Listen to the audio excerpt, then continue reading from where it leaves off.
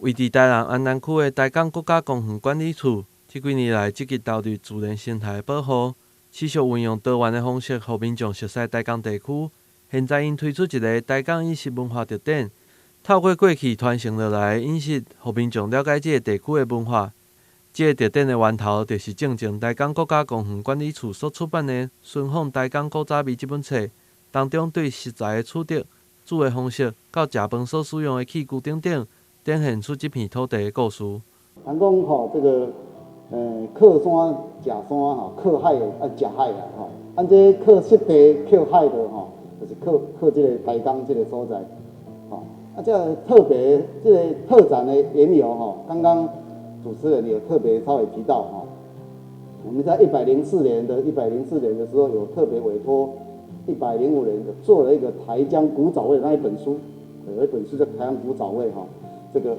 有一个是吴比娜小姐哈，我们一个台南的一个很杰出的女生帮我们编撰了一个台江古早味的这本书，好，就是介绍到一些我们台江特色。为了让来看展的民众会使更加了解台港地区的特色料理，策展单位也特别制作了相关的影片，让民众会使透过影片来学习这的菜色。我们在这个特展里面呢，很感谢